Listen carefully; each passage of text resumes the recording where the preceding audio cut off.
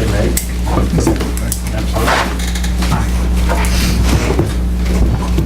Let's call the meeting to order, 7:03. Chairman was late. All board members are present and accounted for. We can make note of that, please. And let's move to the consent calendar.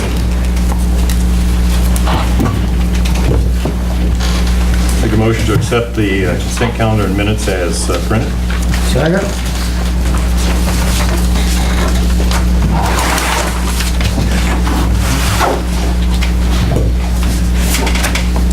Jim Fricke, Approve. Dean Moberg, Yes?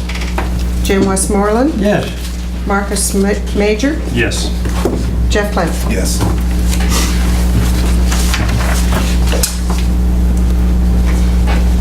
New business.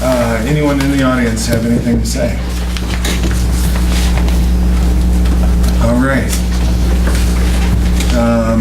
Chief's report, special reports, Chief? Nothing to add. Okay, we're flying. Items for action, hiring of a firefighter, swearing in a firefighter. Must hire him first. Is he here tonight? We had a hiring panel. We went through the process. We had present Josh Butke. He has passed all of his certifications as tests. We had an interview panel the other night. Jim Fricke was there with us.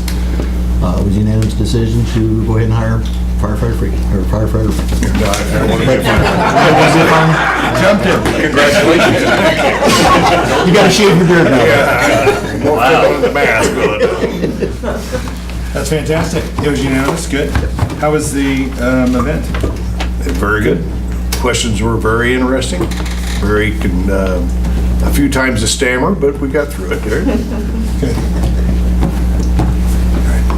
Need a motion to? Yes, we need a motion. We're not approving, right? No, you just need a motion to hire him. We need a motion to hire, thank you. I move that we hire as stated. Josh. Second. Thank you, Ben. Jim Fricke, Yes. Dean Moberg, Yes? Jim Westmoreland, Yes. Marcus Major, Yes. Jeff Flint. Yes.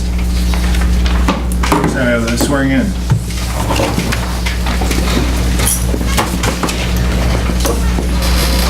I do solemnly swear I do solemnly swear that I will uphold the Constitution of the United States that I will uphold the Constitution of the United States and the Constitution of the State of Kansas, and the Constitution of the State of Kansas, and faithfully discharge the duties of firefighter. and faithfully discharge the duties of firefighter. So help me God. So help me God.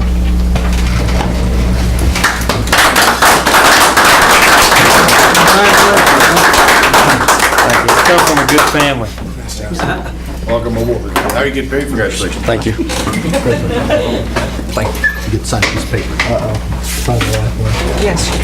I'm opening a new charge card tomorrow.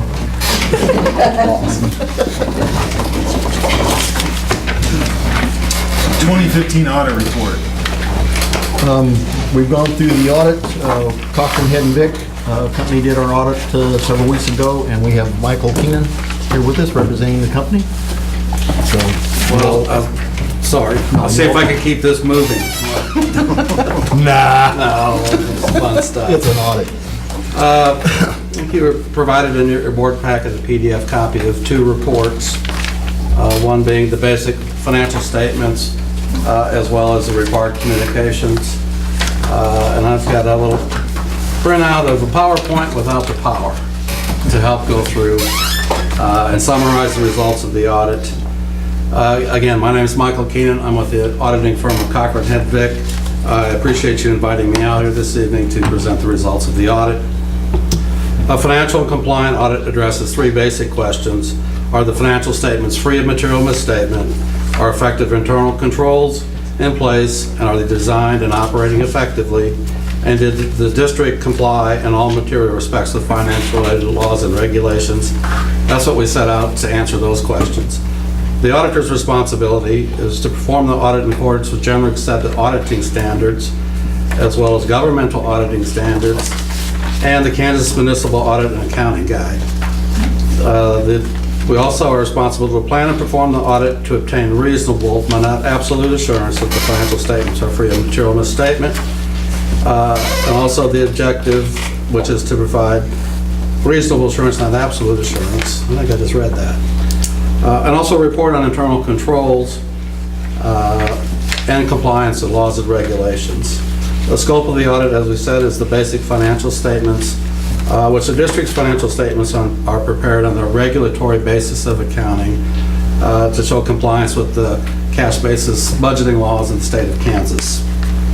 The American Institute of Certified Public Accountants recommended that we communicate these matters to the governing body.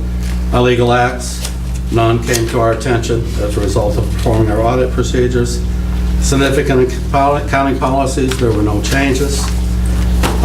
We're pleased to report we had no disagreements with management, and we had full cooperation and access to all the books and records.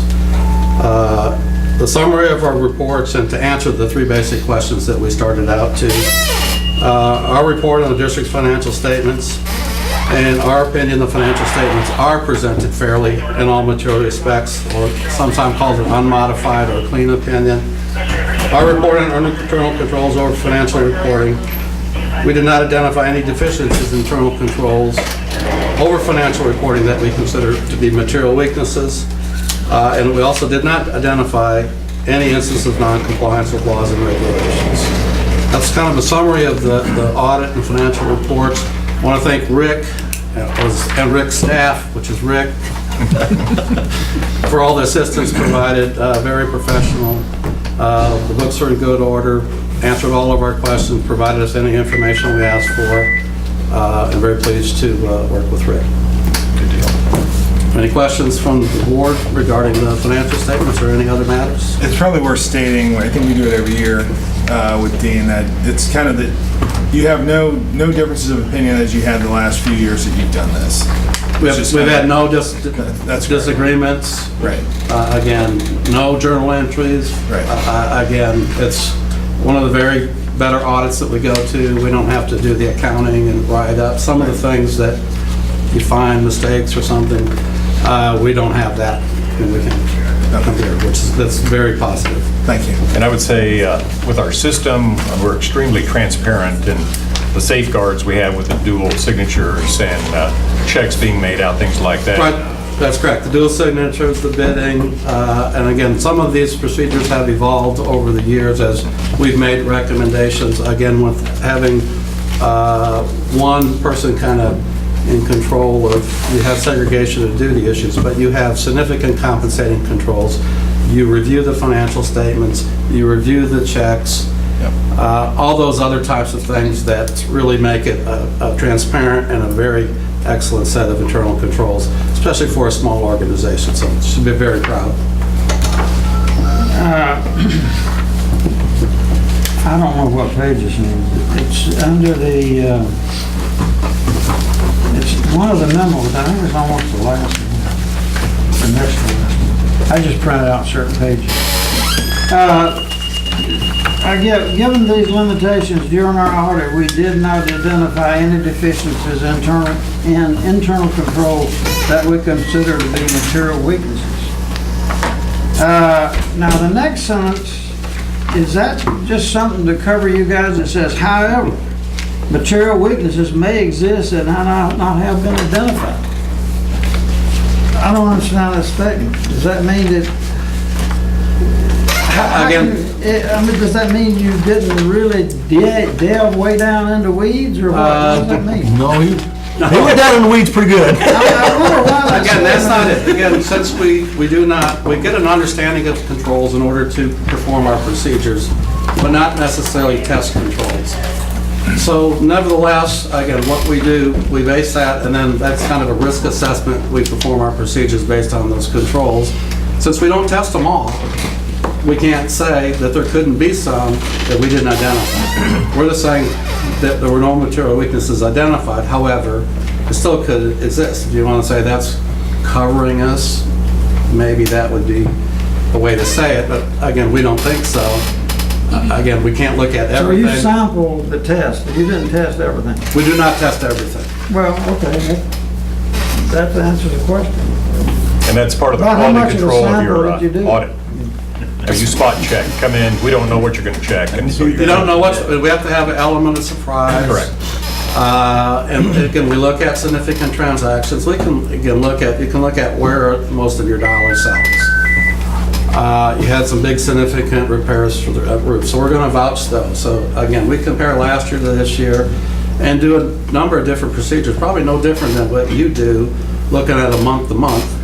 You kind of analyze it and you have a question, what's this? Why did this go up? We do the same thing. Wes Rick and said, well, pull the support for that. And depending on what it is, we might go to the minutes and say, was that approved at the minutes? Because it was supposed to be, because that's what the policy said. So there are a number of different procedures that we do based on the facts and circumstances of every audit. Does that respond to your question? So you look at trends, you look at gaps, you look at issues in the past. I mean, you're using history, you're using basically everything as your Everything? Everything. Our past history. past history Our is taken knowledge. into effect. Yeah. uh, Common threads, our- common trends, common issues. Yeah, we Right. send out confirmations to third parties, like we sent out Right. confirmation to the Right. county, to the banks, to get confirmation of the cash balances, the CDs, the capital lease obligations, the money received from the county. So we do a So variety of different you know where there's procedures. mistakes that normally take place, and you definitely look at those. But they Got tend, it. they tend to jump right out at you Yeah, yeah. and wave their hand at you if there are.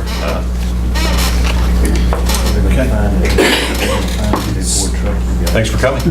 Appreciate you being here. Appreciate it. We need a motion to approve. Approve the audit? Yeah. Make a motion to approve the audit? Second?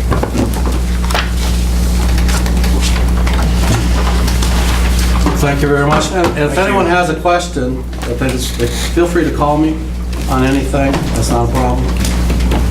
Thanks. Let's have a good evening. Thanks again. Jim Frickin, Yes. Approve. Dean Mulber, Yes. Jim Westmoreland, Yes. Marcus Major, Yes. Jeff Black. Yes. 2017 pay scale. Okay, this is the same scale that you guys all looked at our work session. Yep. For your approval. You want to walk just for the, What we've done for the folks in the crowd, the city of Lansing has done 3 salary surveys in the last several years, and we've been privy to be part of that. Not part of it, but we've got that information back. And what we've done is taken the police side of it and looked at our pay scale and noticed that we are in the upper brackets. In the lower brackets, we're fine, but in the upper brackets, our starting salary is fine, but our top-end salary is completely off. Like the chief's salary, my salary range is here, and the police chief's salary is here. My top salary is not even on the police chief's bottom salary. So the board, we went through and like I say, the city had this done, so we've adjusted our pay scale to match what the city had done, and it was lucky enough to fall in where we could adjust the scale and not affect any employees, so there's not going to be any, somebody's not going to get a $10,000 a year raise. Nobody's getting a raise out of this. Some steps are rearranged, but the top end got changed on these. So it's fair to note that you're not affected this year. I am not affected. That's correct. I I just am not wanted affected. everybody to hear that. Everybody's gonna, you're getting a big raise, no, I'm not. Yep. So it fell down, nobody's getting a raise, but we're now in pretty close to where the city should be with their police officers, so it's a good time to do it. Falls in line nicely. Yes, and it doesn't cost us a nickel. That's right.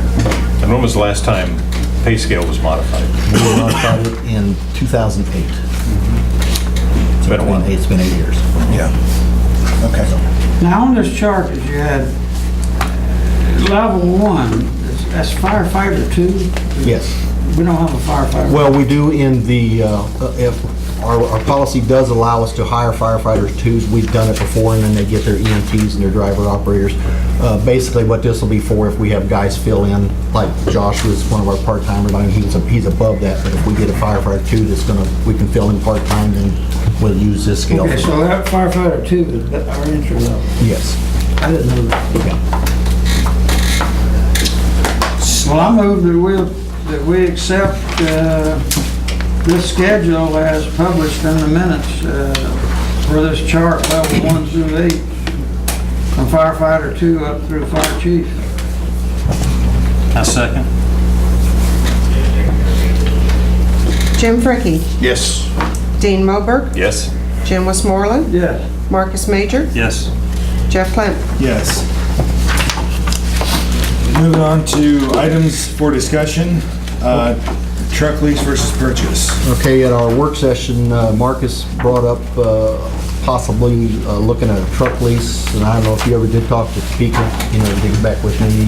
I didn't get a chance to get back with you, but as it turns out, they don't do anything any different than what you were researching and going down. I mean, it's a lease to purchase is all it is. Oh, okay. I mean, and I called several areas to try to figure out a way ahead, a way around, some way Right. that could help us, but everything out there is designed to, It's a lease purchase. It's I a lease did find purchase. out from our representative here that Kansas, Missouri does lease. That's how they're able to replace their trucks on an 8-year rotation. They buy 44 trucks every 8 years. yep.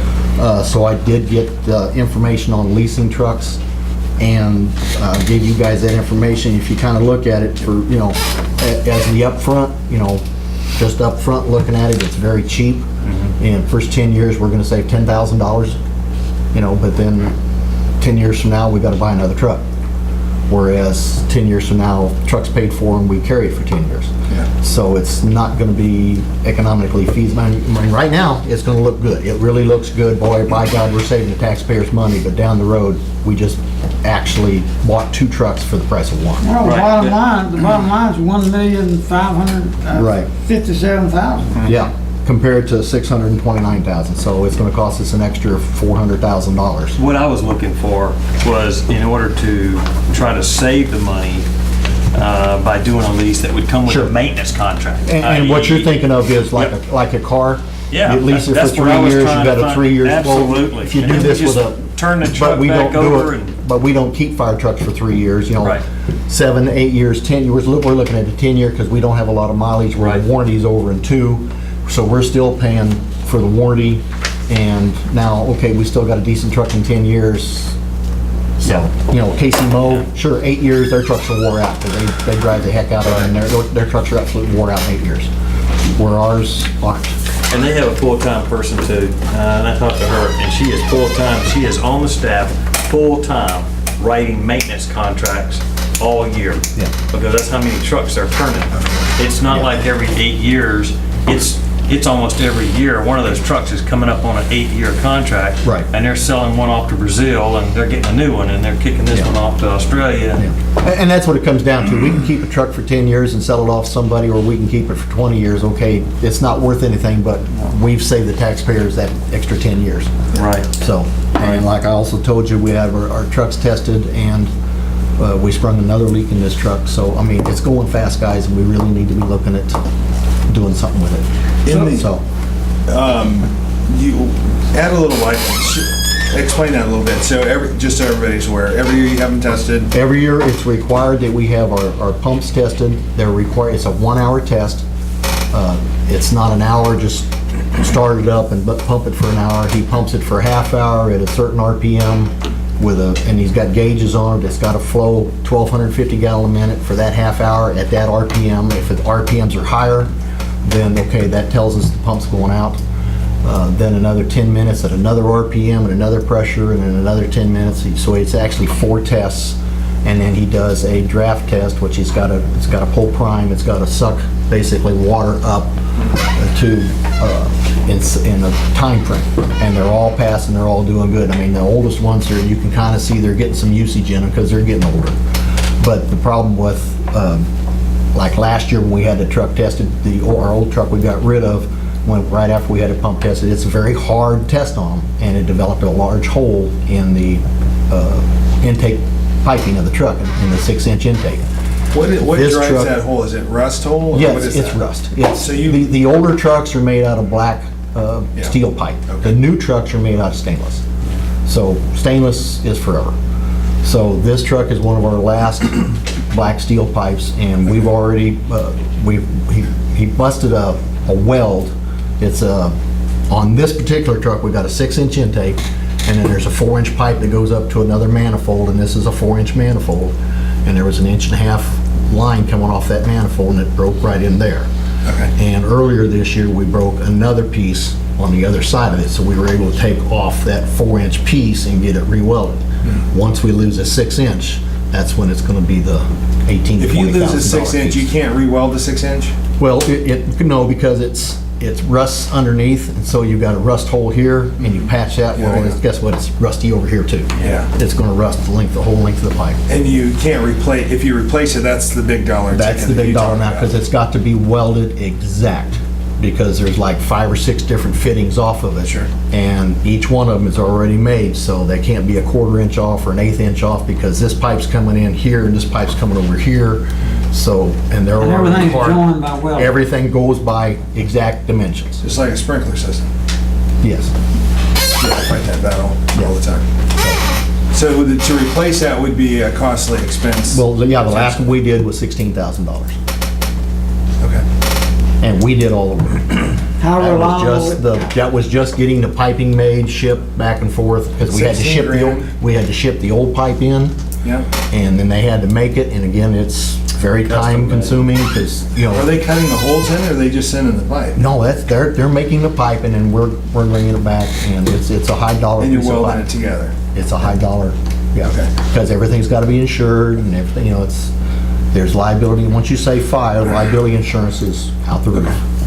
So they use the old pipe as a template to make, Well, they should still have the diagram, that we got the truck number, the job number of the truck, so they should still have the original why do you have to ship dimensions. them to open them? Well, just because they want, They want to see. they want to see it, make sure that what they're measuring, what they're welding, because they don't want to have to ship us one, and, oh, by the way, it's wrong.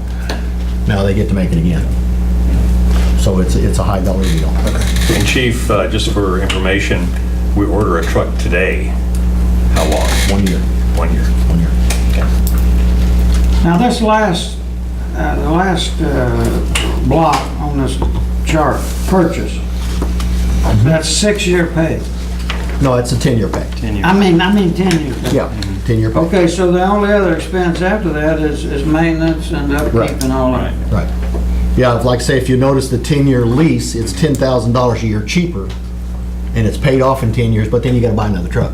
Well, yeah, I know. Well, I mean, you lose your money. Yeah, Those you're losing. top three. I mean, if we were renting a top three car, blocks don't make sense. if we were doing a car for 3 years, sure, probably breaking even. But, we're looking at, and I'd like to have a new truck every 10 years. But these folks out here don't wanna buy a new truck for us every 10 years. I mean, it's like comparing. Not for $500,000 bucks. Compare Lansing with Lawrence. Yeah. I mean, you can't. Well, and we don't drive them every day. Right. If we had one truck we drove every day, we'd wear it out, but we don't. So, I mean, some of them might get drove every day, but Thank you for that update. Board member concerns. Dean? No concerns, really. I'm just, want to make a statement that people ask why I'm still associated with the fire district, and that's because I really enjoy being with an organization that I can be proud to be part of. And most of that is with our firemen, chief, direction, that type of thing. And Josh, you'll be a fine addition. Thank you. That's all I have. Jim? In fact, I've been in the community and I get a lot of accolades about the fire department and or the fire district. And so I'm very glad to hear that from the constituents of our area. So I concur with your assessment. the guys work real hard. Yeah. Jim? 2 items. First of all, the highlight of the meeting is our new fireman. Congratulations. Thank you. You look good in that uniform. Need a little bit of beef. Second item is just a quick look at the snapshot of our budget situation. The way this normally runs, the strictly straight line is through May, which is 41.67%, but in our printout, we have got considerable expenditures in June. So even considering that, in our personnel line item, we're only 2% over the straight line. But if you took out what we spent in June and made it strictly straight line, we're under straight line by 1.69%. And then all the other categories of expenditure, subtotal on non-salary, we're including what's been spent in June, we're under straight line 2.69%. So that puts us on total, it puts us about 0.4% over straight line. But if you took out June, we'd be almost 5%. So in other words, we're in good shape. You got a lot of time. You're doing good, you're doing good. Is that any gas? Water in the fields? Yeah, I just want to say, hey, Josh, congratulations. I'm really proud of you. I've been knowing your family for probably as long as you've been alive.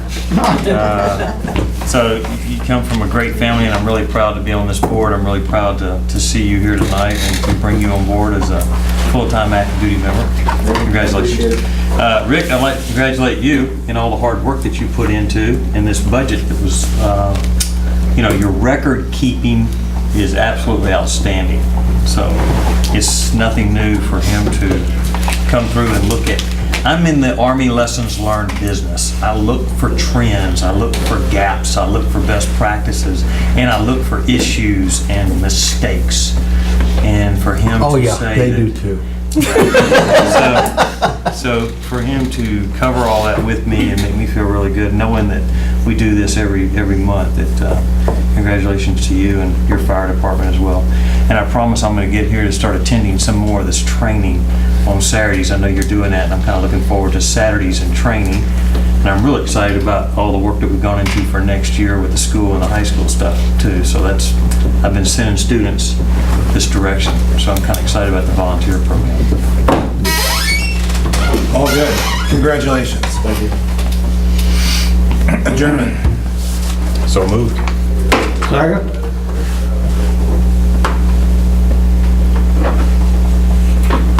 I got time to go work out. Jim Prickey, Yes.